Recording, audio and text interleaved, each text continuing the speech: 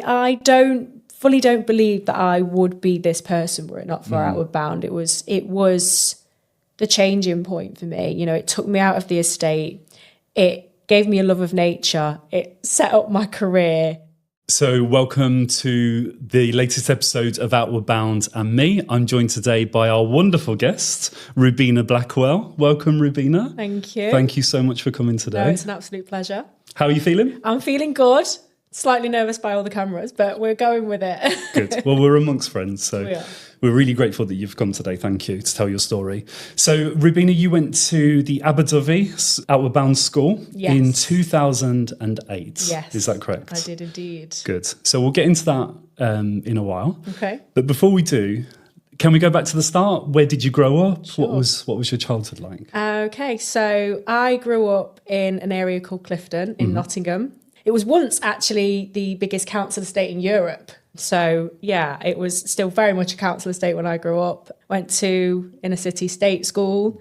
And yeah, I think it's safe to say my prospects were not looking great as a child. I was always very bright at school, but yeah, as a child growing up, not many people got out of the area or necessarily did well. Okay. And what was your school like? Did you go to school in the same area as well? I did, yes. Yeah. So the secondary school I went to was called Fareham Community College, which was also known as one of the roughest schools in the whole of Nottingham for a point. But I am very pleased to say when I was there, it was a really, really good school. It had depleting pupil numbers because it was renowned as being a bad school. But yeah, I think in a way I got lucky because of the depleting school numbers. We had, 4 or 5 kids to a teacher. And my teachers were absolutely fantastic and they really did give us great education. So yeah, I'm happy I went to that school, to be honest. I don't think I'd probably been who I am if I went to another school. And what did you enjoy at school? Did you like the physical side of it? Did you like the PE and outdoor activities? No, I did not. I was pretty open with being, I had a bit of a hatred of PE actually. It was not a very subject that I really wanted to take part in at all. Art, drama, creative subjects, that was my forte. I loved drawing, I loved being creative, and anything that really made me, I suppose, disconnect from reality, I guess. That's something I could lose myself in. And what was reality like in that space? Yeah, so I was a single, I wasn't a single mum, but my mum was a single mum. So I grew up in a single parent household, mental health issues. Okay. My dad wasn't around through no fault of his own at the time. But yeah, I had it tough. I had to take on a parental role in my own personal life. So school actually was a bit of an escapism for me. And I think I am very lucky and very fortunate that I did enjoy school. That was something that I think helped me, because if I had not liked school, I think I probably would have found escapism in other areas of my life. But yeah, for me, school was a safe space. I think it's fair to say. And so, how did? So was that similar for your peers as well? Were they from the local areas as well? They were, yeah, they were. Like I say, small school. There was about 47 pupils in my year. So you can, I think we're talking like schools have about 3,000 to 4,000 kids in these days. But yeah, there's about 47 kids in my year, and I think majority of us all had tough times in one way or another. At the time, I definitely saw that differently. I felt like I was one of the students that had a really tough home life. If I went into some of my friends' homes, they had a lot more than what I had. Yeah. I didn't even have a carpet in my house. So, I'd go into my friend's house and they're, the latest PlayStation 3, and show my age there.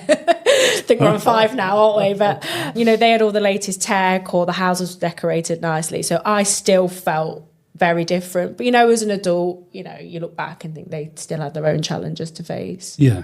Yeah, definitely. So how did Outward Bound come about? Was there a connection with Outward Bound and the school that you went to, or was that senior school? So this is senior school. Okay, Yeah, okay. yeah, senior school. So yeah, I had a quite a good relationship with one of the. I think she was. I don't know what her job title was at the time, but Trudy Waldrum. Okay. She was Trudy Davidson at the time, which is Trudy Waldrum now. Big shout out, Trudy. And she did lots of the extracurricular activity stuff. So she organised trips to South Africa. She did, which I got to go on that trip as well. Did you? Yeah. But she was the person in charge of organising the Outward Bound trip. And I think there was a group of us, I don't want to say gifted and talented, but I think we showed promise. And I think... but also had a bit of tough time at home as well. Yep. But we showed that we had potential to kind of grow and progress, and maybe just needed a bit of nurturing. And yeah, I was very, very thankful to be offered a place on this trip. And that was, as I previously mentioned to you before, but that was the first time I had the opportunity to actually leave the estate where I grew up. Wow. Yeah, I'd never really gone further than the city centre. Really? Yeah. Nottingham City Square. That was the be all and end all of my travels at that time. So that would have been a massive step then, presumably. Who else, did you go as like a class? Did you go with your peers, or was there just a few of you that went with the group? Just a few of us. There was 8. Okay. 8 of us, and we went with other schools. Okay. So I, go back a few years now, but Not that many years.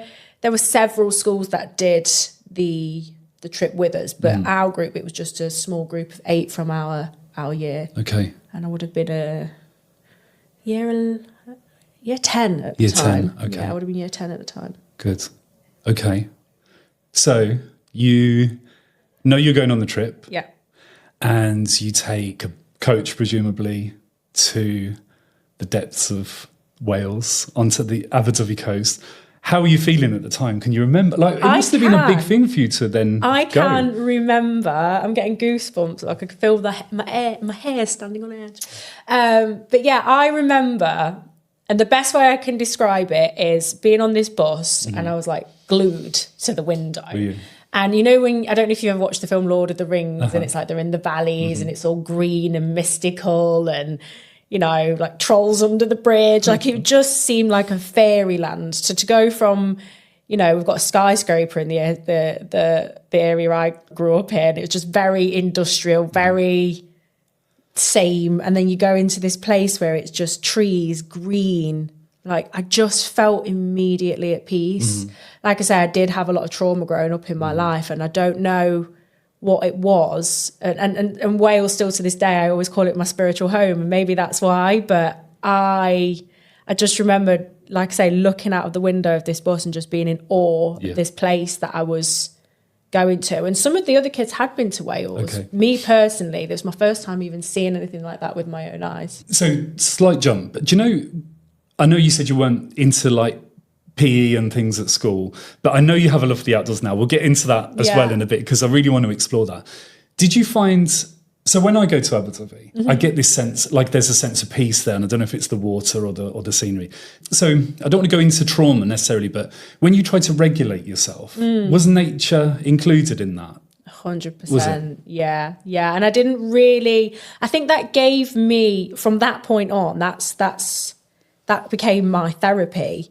I felt, I started to feel, and I still say now, that being in nature is where we're most naturally at home. We are animals at the end of the day. Yeah. I think as human beings, we forget that. So going to somewhere like Aberdyfi, where it is very picturesque, very nature vibes, beautiful place, it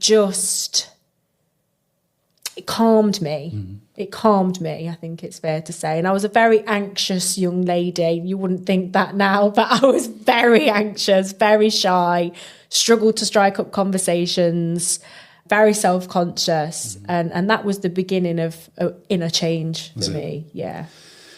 That's good to hear. What were some of the activities that you remember doing? Yeah, so we did wall climb where so Okay. we all had to kind of lift each yeah. other up, climb over the wall. We did a jetty jump, so I jumped into the freezing Irish Sea. It's very cold. It's very cold. Still is. I was really cold. And we did some raft building as well. So I had to kind of go round from one side of this beach and go to another. But I think the main one for me that's still very close to my heart is we climbed up Cadair and camped on top. Drank from the lake. We had a special tablet. But that, you know, I'd never done anything like that. And it was a massive physical challenge for me. I didn't want to do it. Didn't you? Didn't want to do it, no. I was like, I am not getting involved. But the instructor at the time pushed me, kept reminding me what I was, you know, going to achieve and really bigged it up. And I got to the top. After doing this, I think it was like a 5-6 hour climb. It felt like it. I don't know if it was. So the head of Centre at Ullswater and I have this theory that every course was like in the depths of winter and the waves were 24 and the mountains took days to scale. But it might have felt like that to you. It was February. So it's cold in England and Wales and Scotland. It's freezing, especially in February. I think that might be the coldest month of the year. And they've taken up this mountain, which it's cold up there anyway. And I had all the kit, I had the tent, the pans, and I was, like I say, not a massive fan of physical activity. I didn't even really enjoy walking. So next thing you know, I'm climbing up a mountain. Loaded up with camping gear. And when I got to the top and set the tent up, my tent zip wasn't working either. No. So Cold night. Cold night. Did you feel pride? Did you realise you were doing something big at the time? No, I just wanted it to end. Yeah, and I think after I did it, I swore blind I'd never go up a mountain again, which is interesting. We'll probably get onto that. Yeah. But I just felt like I had achieved something though, and I was proud of myself. Good. But, you know, my legs were shaking like jelly. I definitely remember that. And I just felt so tired. Did you? So tired. What about your course mates? Were they more like active? Were they able to do that easier, or were they struggling as well? There was a couple of them who were, you know, into PE and sports. Yeah. I think they found it easier. Yeah. And then maybe 3 or 4 of us not so much. Yeah. But I will say, I've got to say, out of that group of 8, every single one of us has gone on to, I think, achieve. Okay. I have seen that, and I have noted it.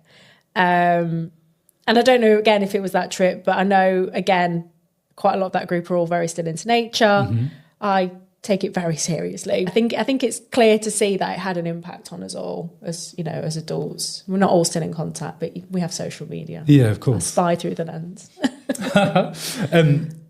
What was there a moment where it did feel overwhelming, or was there one moment that sticks out to be particularly challenging, whether you overcame that or not? Yeah, so I do definitely have a core memory of being on some slates, climbing up slates, and I kept falling, and I think I'd hurt my knee, and I just burst out in tears, started crying, and I think his name might have been Andy.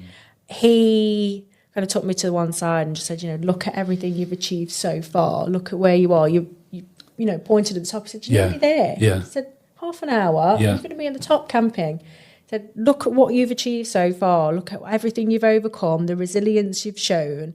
And he really used strong, emotive words that resonated with me. Back home, in my home life, you know, people didn't really tell me they were proud of me or encourage me in any way. So to actually hear that from a total stranger really gave me that final push.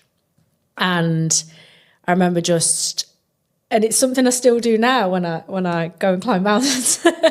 But that last stretch, I didn't run it, but I just pushed myself through with everything I had left. I pushed myself. Good for you. How old were you when you did the course? I was 15. 15. Yeah. So 15 years old, you've had this incredible experience. Incredible. You go back home, how did, like, that must have been, at least in the first few weeks afterwards, like two worlds colliding. Did it feel like that? Totally, yeah, it really did. I think I got the blues a little bit. You know, I was quite down in the dumps because I think in my head, I definitely remember having this feeling of like, how am I ever going to be able to get myself somewhere like that again? You know, it just wasn't part of my reality. You know, I've mentioned a bit of my home life, but it was, you know, long-term unemployment, job seekers allowance. We didn't have the funds to go anywhere. So for me, as a very poor 15-year-old teenager, that was probably the first and the last time I was ever going to go anywhere like that. So it was two worlds colliding, and yeah, you know, it gave me the blues for a little bit, but I think it also then started to empower me. Yeah. So I have the privilege of speaking to lots of our alumni, and I have over the years, and to hear, I often find that the impact of their course, you didn't necessarily feel it straight away. It was almost like a delayed reaction. Yeah. And for some, it's like decades almost. But I was just thinking, when things started to change for you, because I know you came back to Outward Bound as a guest speaker. Should we talk about that? Yes. But when was that though? Was that after you'd finished at school? And what happened after school? Did you go on to study, or did you go into work? What happened in that? Like, what was the step after? So the reason I asked, sorry to go on, but one of our heads of centres at Estelle speaks about Outward Bound are custodians. So we're custodians of young people for a week or however long they're with us. And then we just hope that they go back to their reality, and that they've got some skills, and they've got a bit of resilience and more confidence that they can then take to springboard them onto the next steps. That's why I'm asking. That's a very good question. So like I say, the mountain was a very pivotal part of my trip, and overcoming that mountain turned into a metaphor for me. Yep. So I started to overcome mountains in my personal life. I really started to push myself more in areas that I didn't enjoy to try and overcome, you know, certain anxieties or certain feelings. You know, I'd have a lot of fear of not wanting to do certain things because I would fear what would go wrong. What if I'm not good enough? And the skills that I learned on that course actually enabled me to start putting methods in place to overcome that fear. And I think it must have shown, so, you know, I did it in the February 2008, and it must have shown at school, because I was then asked to write a letter to speak at the county hall. So it's in Nottinghamshire, and we were getting our certificates from County Hall for doing this Outward Bound trip. They must have funded it. Oh, yeah, I was going to ask how that came about. Yeah, so they might have contributed to the I'm not sure of the in and outs, but they probably would, because it's the local council. They probably funded it in some way.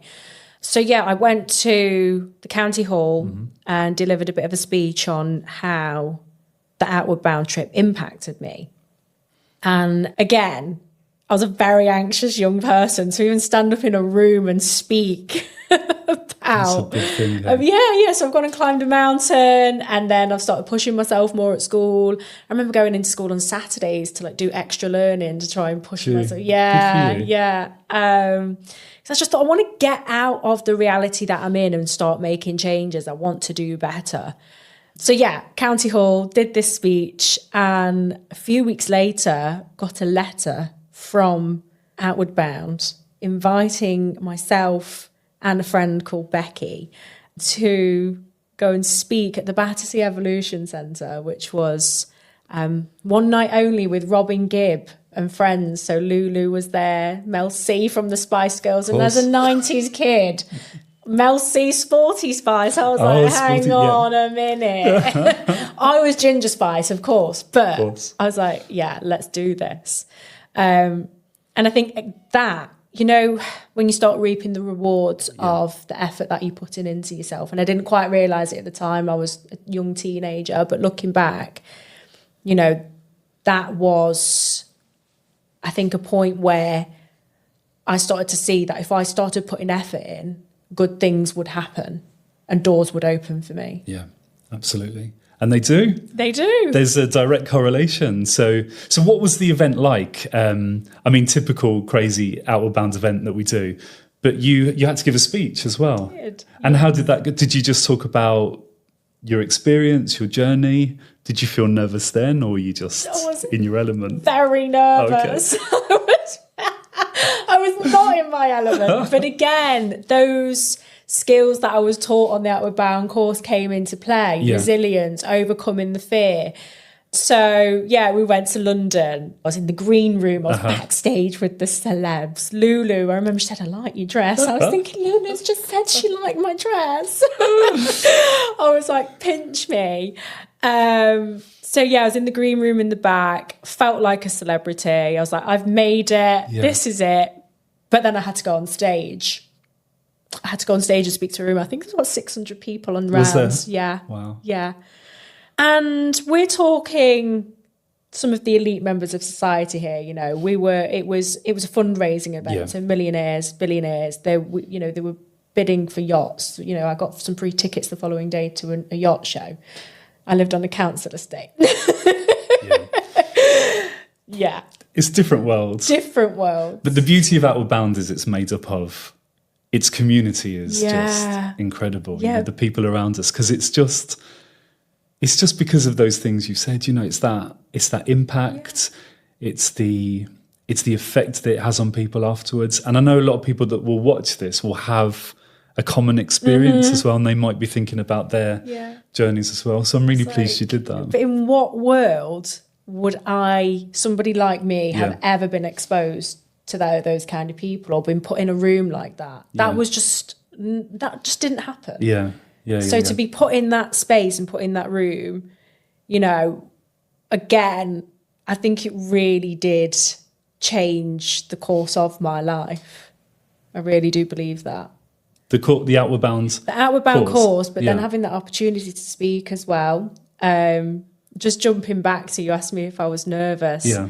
I have got a DVD of the speech, and I remember feeling as a 15-year-old doing that speech that I don't know what the politically correct word to use is, because I know we're on a podcast, but that I wasn't very good, shall we say. There was a 4-letter word I was going to use, but I thought I'd messed it up. I'd done a terrible job of speaking. And, you know, I didn't come away feeling necessarily proud of myself for that speech. I thought I came across as really anxious. I came across, you know, I was just nervous. Yeah. I watched it back about 2 years ago, and that 15-year-old girl speaking, she spoke so eloquently, smart, she sounded good, confident, and I just thought she's doing a better job than I could do. Yeah. It's amazing, isn't it, if how well you do, but you don't actually realise that. And totally. what I've noticed about you in the short time that I've known you is that passion for what you do and the connection you've got to Outward Bound is really authentic. And the more polished it is, it's because it's part of a journey. It's not something that has to be delivered. It stays with you for life. I think that's what I've realised speaking with others. Yeah. No, I totally agree.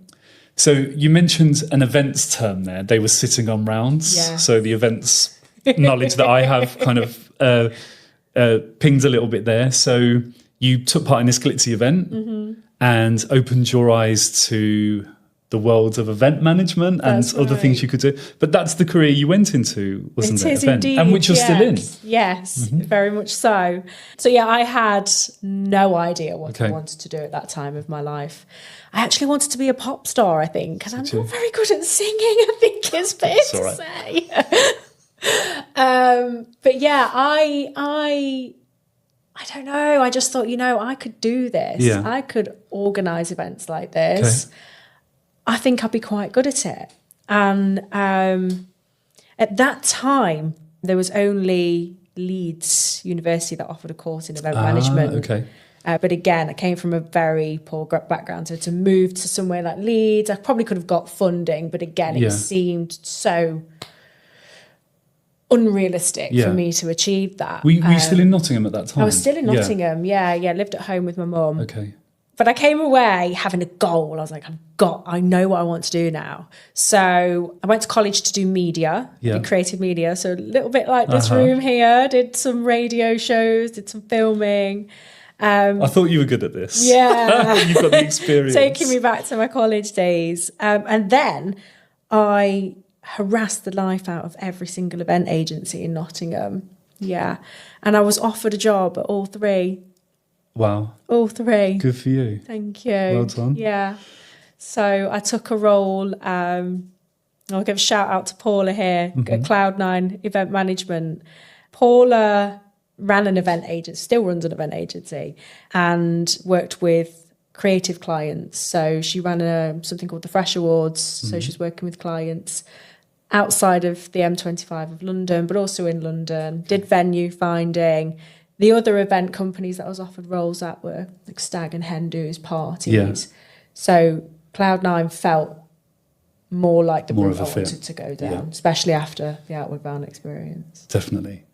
So your career, so you're working in events still. Yeah. Like, what are you doing now? What's exciting in your life? So right now, I've set up my own event agency. So now I'm in my 30s.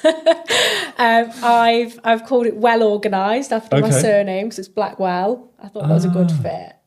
That's trying to genius. Be thank you for naming things after me. But yeah, I set up my own events company after over a decade working in the industry. I thought it's now or never. Again, jumping back to that Outward Bound stuff, I've always maybe had a fear of what if it goes wrong? Yeah. I need to earn money to survive. Yeah. I need to get a mortgage, have my own stability, which I did all that. And then I thought, you know what, now's the time to set my own business up. So I did, and then within the space of a week, I secured a client, a spinal surgeon client. Oh, yeah, fantastic. Yeah, that's amazing. That's really good. So, in your career as an events superstar, was there moments where perhaps something went wrong or there was a challenge, and you were able to draw down from what you learned at OB? Is there like an example, or is there a feeling that you might have had sometimes in your career? I think, working in events, it's a very high pressured environment. Yeah. And as I've touched on, as I've explained, I think I've probably had my own mental health issues over the years coming from the background that I've came from. So there have been times in my career where, maybe something didn't go quite right. And, I want to do a good job. I want to be perfect in everything I do. But then, going back to the Outward Bound stuff, just be reminding myself that what I'm achieving and what I'm working towards is greater and bigger than getting it right 100% all the time. Like being authentic, working towards that kind of goal. Great. Really good mindset to have. Yeah. So, don't want to dive into mental health challenges, but I asked you earlier, and it's something that I don't know. I think it's like almost like an outcome of Outward Bound that we might not be able to quantify or write about, but that connection to nature as well. So that feeling grounded or feeling at peace, whether you're scaling a mountain or just walking around the park or walking around Nottingham. Yeah. Although it's not really great in Nottingham, but that's another story. So if you do struggle with mental health, there's that sense of having to regulate yourself often. Very much so. Whether it's in the work, whether you're feeling it at the moment at work, or whether it's by yourself or, just talking about it in general with me or friends. And I just want to get an idea of what role nature played in that regulation today still, because I know you're really into the outdoors now, aren't you? So, I am, very much so. I'm not going to get into NHS and the funding, but, I think in the UK, we all know that the NHS is stretched and mental health services aren't necessarily giving everyone the support that they could probably need. Yeah. And for me, walking and hiking is something that has been transformative for me. I have struggled with my mental health over the years and not feeling good enough. I mentioned that people didn't necessarily say they're proud of me. I've had to learn to love myself.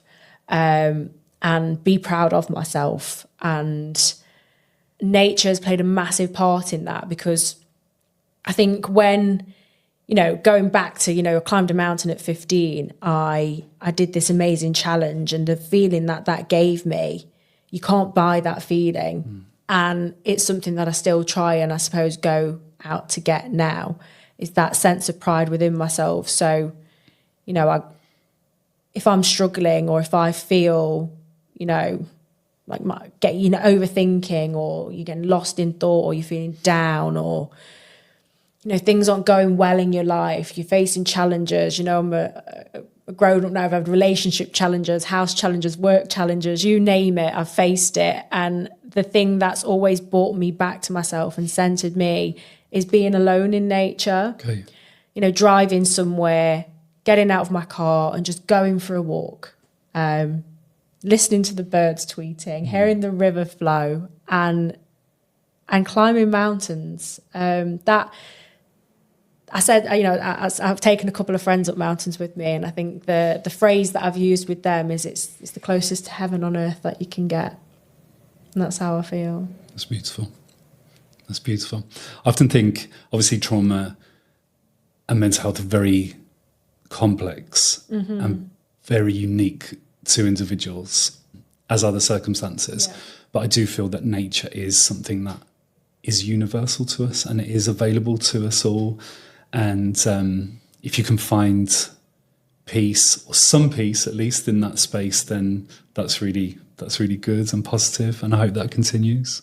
And do you think Outward Bound played a part in that? Did it, in terms of opening your eyes to nature and outdoors? Totally did. Yeah. I mean, my dad's into camping. My mum would look at pictures of nature, but not necessarily go out in them. So I kind of had that connection from my parents, but the exposure that I got to, like I say, just being in that environment, being in a space where I had never been before. I don't think genuinely that I would be climbing mountains or, I'd go paddle boarding, I'd go swimming in the lakes, you name it, I'll do it. I'm like a little, I don't know, just a little forest fairy. But I don't believe that I would be this person were it not for Outward Bound. It was the changing point for me. It took me out of the estate.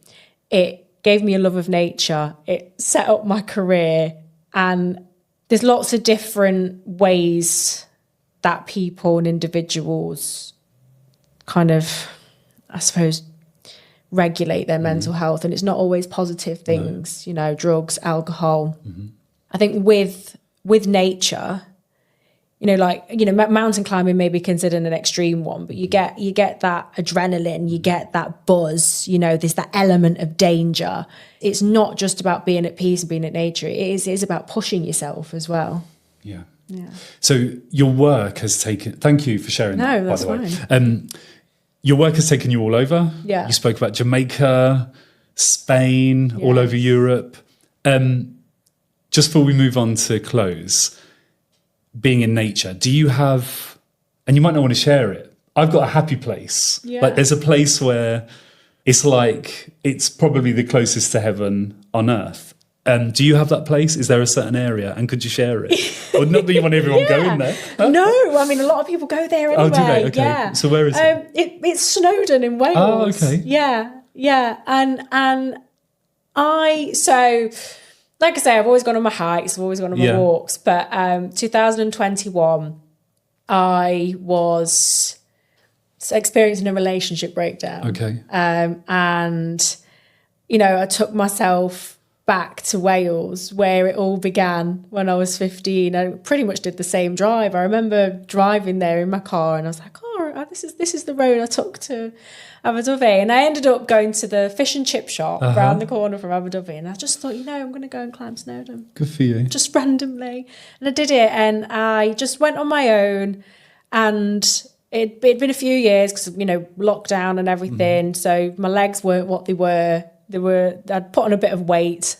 And I was jiggling at the top. I was like, oh, you know, I'd really pushed myself. I did Watkin Path up and Southridge down. Okay. And again, I got that massive rush and buzz, the same buzz that I got when I did Kildare at 15. And I thought, yeah, this is my home. Awesome. This is my spiritual home and my happy place.